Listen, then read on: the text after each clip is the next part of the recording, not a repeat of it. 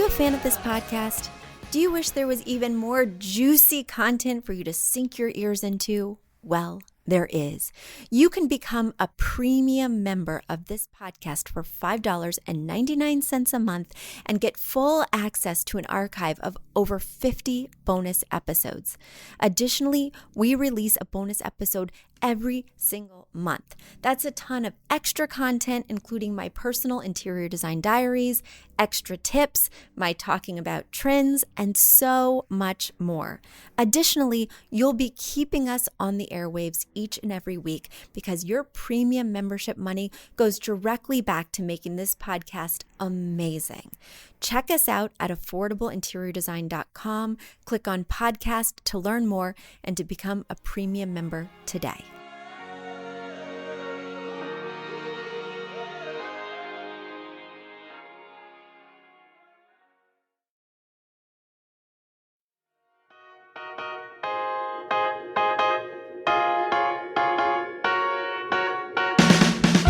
You don't need a high-end designer or a lot of money to get a luxe look.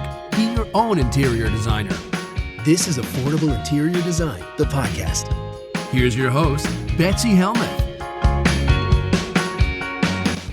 Happy New Year, everybody. It is wonderful to be back with you. It feels like forever. And indeed, it has been a very long time, 2 or 3 months. And I have missed you guys. I have missed some parts of the normal work-life balance, getting back into getting things crossed off the to-do list while also, being a mom. But as many of you know, the reason I took such a long hiatus is that I had a new baby. So September 27th, we welcomed Mira Helmuth to our family, and it's been amazing. I've longed for a third child for many years. I've had ups and downs with a pregnancy journey, as many of you know from listening over the years, and getting surprise pregnant at 44 with this little baby was something that was not in the cards, was not planned for me in terms of what I thought 2023 would bring. But I found out in January last year that she was coming, and it was tough at first because I am a planner and I was like, whoa, this changes my whole trajectory for my entire year. And then it got really exciting. And then it became this opportunity to be a mom for, I felt like, the second time around. And if you're counting, I have 3 kids, but my 2 kids were very close together. I have an 11-year-old and a 12-year-old, and they were 20 months apart. And then little Mira came along this year. And that's been a big gap. And I never thought I would get the opportunity to do this again. At least I'd let that wish go. And so now that I get to do it again, I really wanted to do things differently.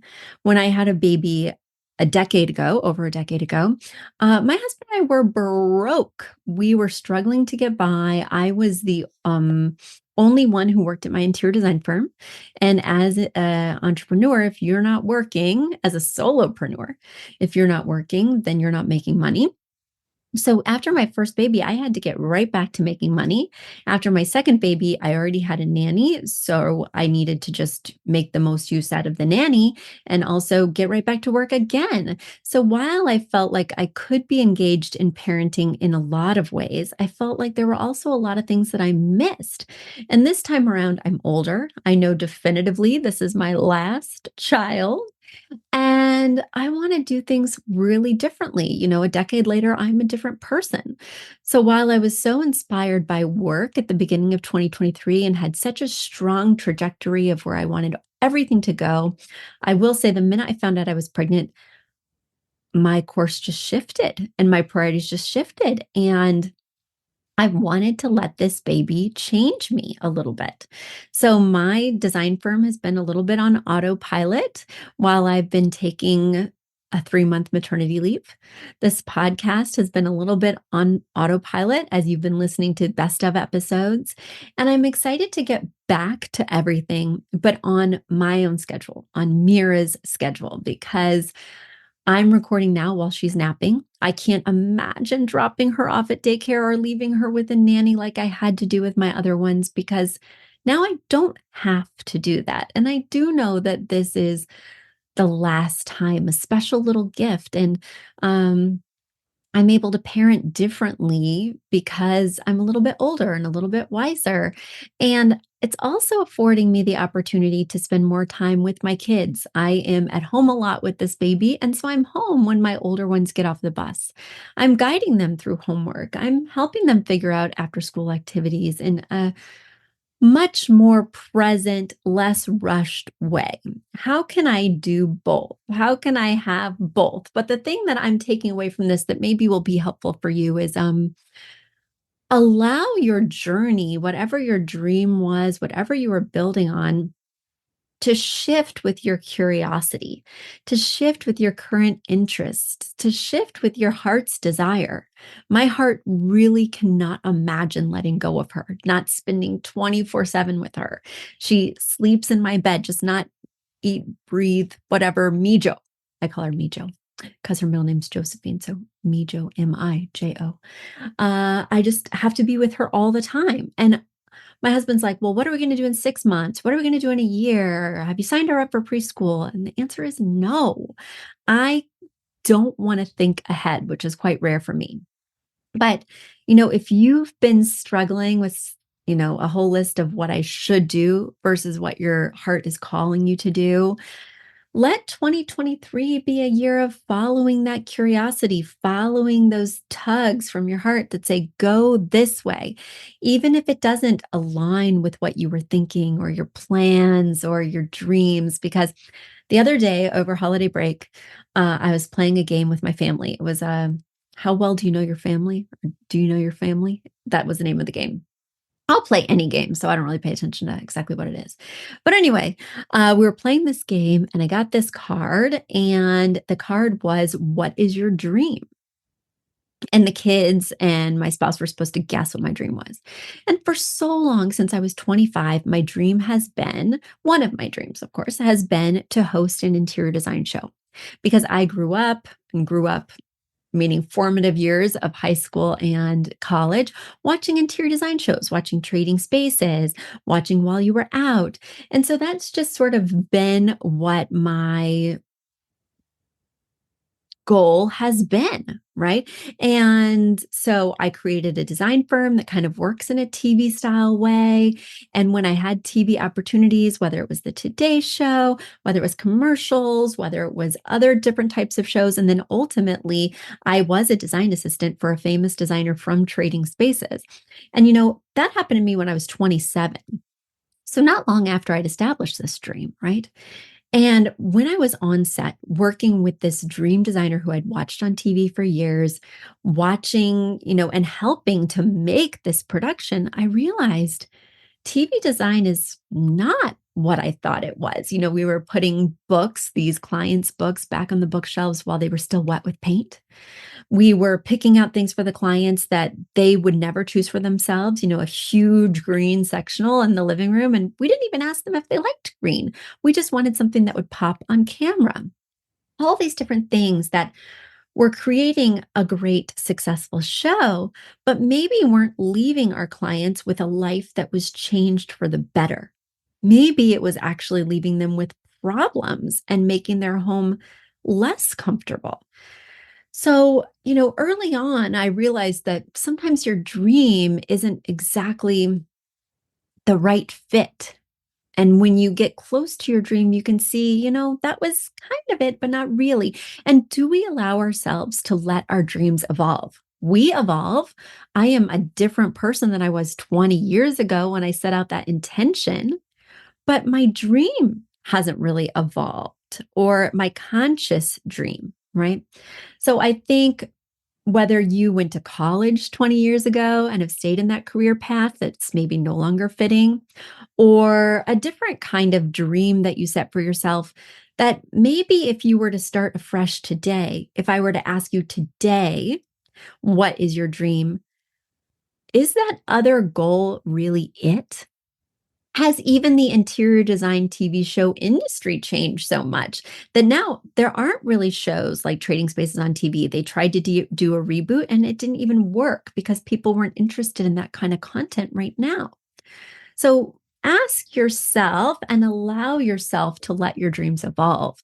And as I mentioned, the way I'm going to do that is by just spending as much time with this baby as possible and working in my work during her naps and trying to find a balance, trying to create a rhythm that can work for us both.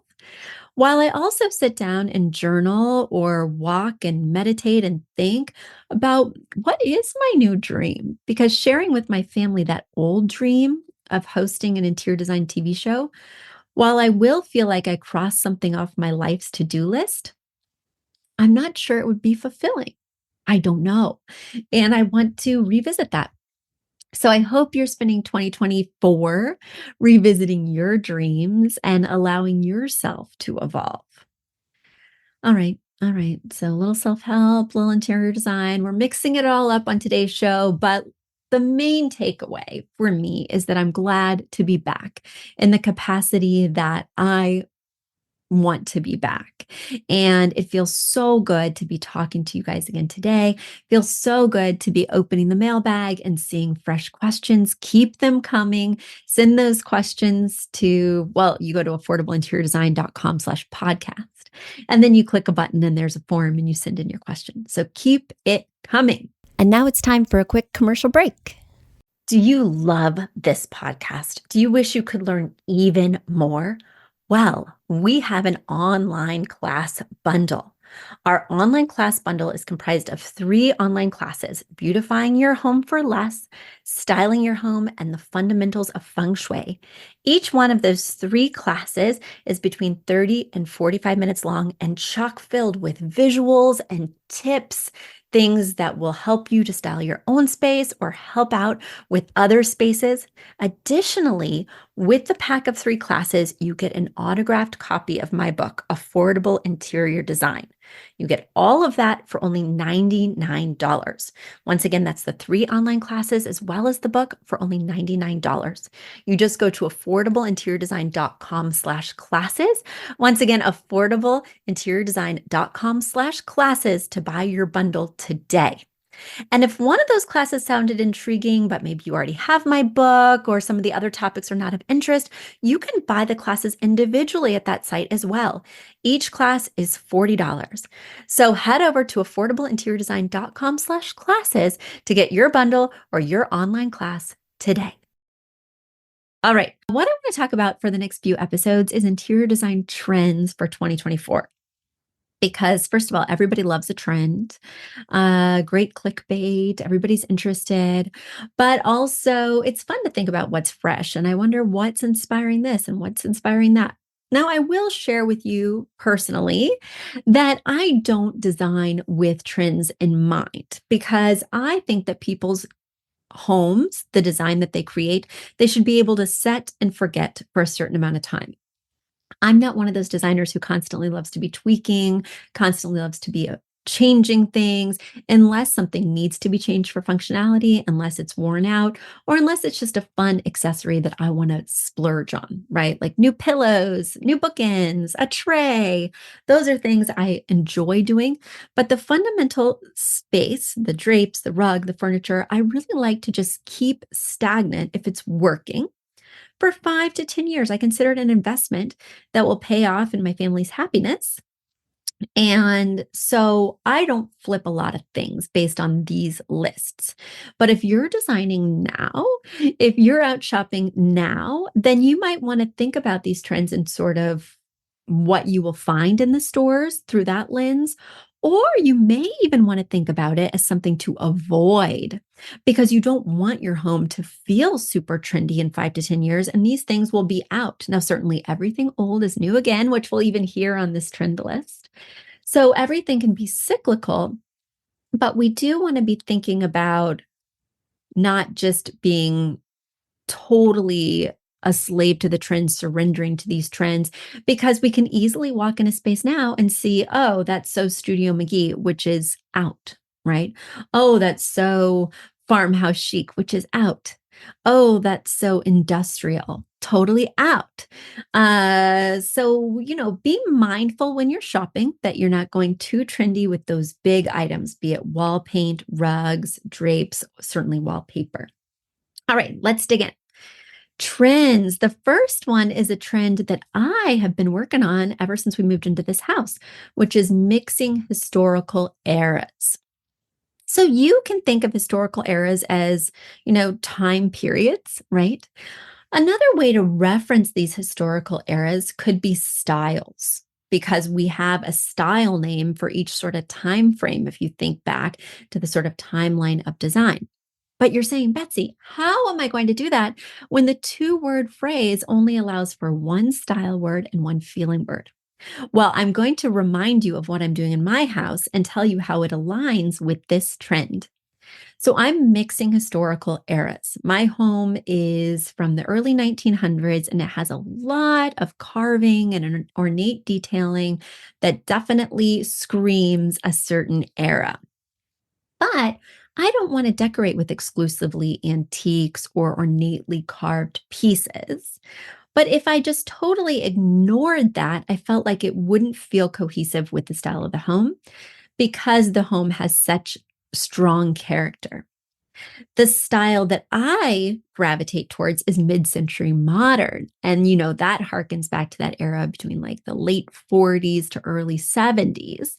And that's where my passion lies. So how can I fuse those? And how can I fuse those in a way that stays true to our two-word phrase method? So I'm basically working with mid-century modern and a lot of antique pieces.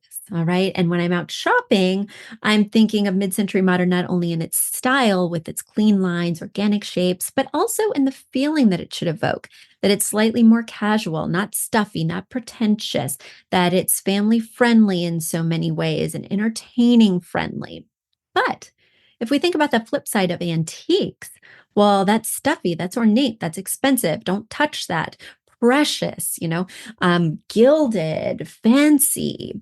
So, how can I fuse these two so that they work for my lifestyle, which is, kids, play dates, dinner parties, pets, all of that. So, what I did is I made my two-word phrase the style word mid century modern and the feeling word fancy. I want it to feel a little bit fancy. I want it to feel a little bit elevated. Sometimes mid century modern alone is too informal for this house. So when I'm shopping for antiques, whether it's at a garage sale or whether it's an online auction, I'm thinking to myself, is this something that's pretty durable? Is this something that looks of a different period, but could withstand today's lifestyle? And then with the mid-century modern, I'm asking myself, is there a little flourish? Is there something that makes this slightly more ornate or decorated than a typical mid-century piece, which is typically quite simple? So when you're shopping, that's a way that you can do this as well. Let's go to the next trend. The next trend is terracotta tile.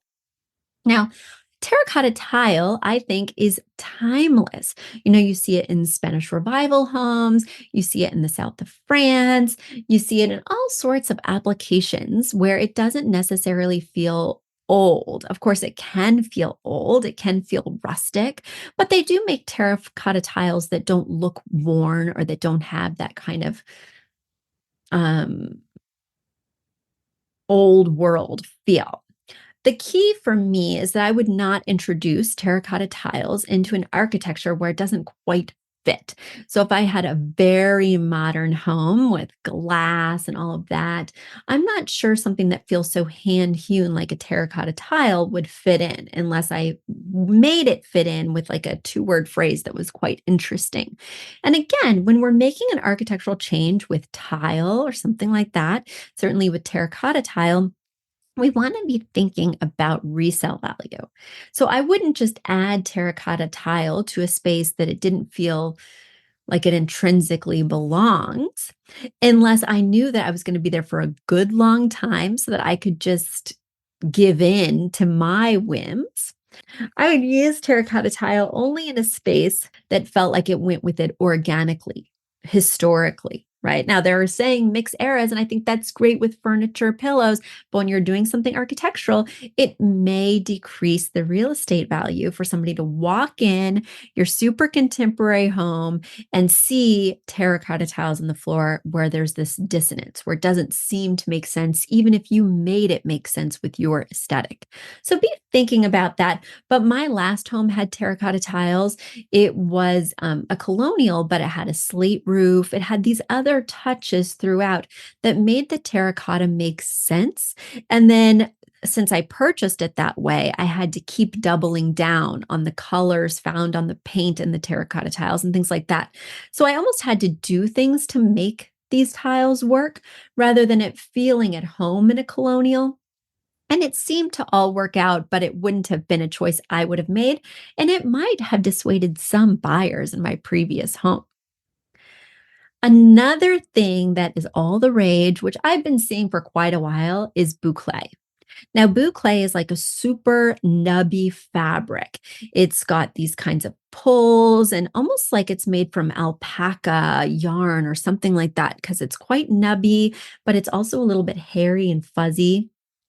I really love it. It's soft, it camouflages stains, it's textural. It is hard to clean. I will point that out because I got 2 chairs from Tov, T-O-V Furniture. If you don't know that site, check it out. Don't purchase any sofas there, but I do love their armchairs.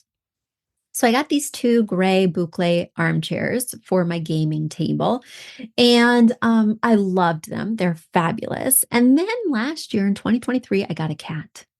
Now my whole family loves this cat. This cat is amazing. We got her, I call her, but it's a boy. It's a boy. And we got him on the streets of the Bronx, a rescue, and he's just the most loving, amazing cat. This boucle is his dream. He was just wandering the Bronx dreaming of boucle because it looks like a huge cat tree. And he just destroys it. And those threads that were sticking out, the alpaca-like texture, now these chairs just look like they need grooming. I'm going to have to take a scissor to them and just give them a good haircut. And I don't think you'll be able to tell after I do that he's been scratching them, but he's not going to stop scratching them because of their innate texture. So I have found boucle to be a complete nightmare. You'll find a lot of it right now at Top Furniture, Crate and Barrel, CB2. I'm seeing a lot of this texture, and I just want to warn you that it is a cat's dream and it will be destroyed. So there we go. Well, there's a little preview of things to come. There's a little update about my life. Stay tuned to episodes that are fresh, hot off the airwaves in the following weeks, where I'll be sharing more trends and I'll be telling you more about what I've been up to while I've been away. It's been so great being back with you. If you have questions you want to ask me, please head over to affordableinteriordesign.com. There you'll see a button, submit to the podcast. Submit your questions. Show me your pictures. Tell me what you're working on, and I will weigh in with my thoughts. Guys, thanks for having me back, and Happy New Year!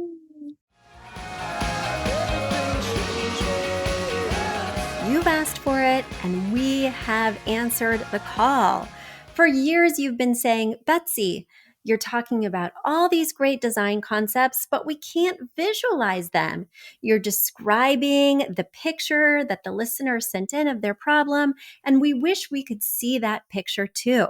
After all, a picture is worth 1,000 words, and I do my best to describe them, but there's nothing like seeing it for yourself.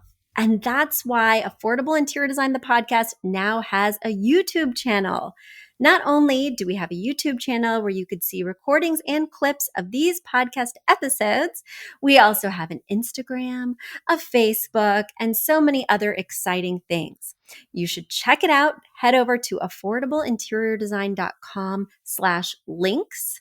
Once again, affordableinteriordesign.com/LINKS.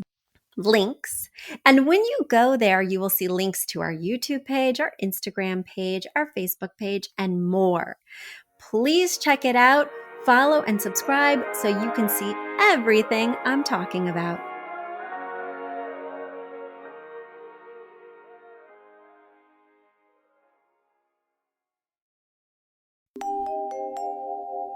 A big thank you to our amazing producer, Katherine Heller, to Aton and the MVCR House Band, and to Affordable Interior Design, the sponsor of this podcast and the premier place to get an amazing look on a budget.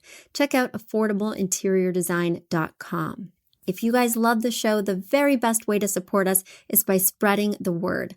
Tell your friends or write us an awesome review on iTunes. So until next week, guys, thanks so much for joining us, and I'll talk to you soon. Bye.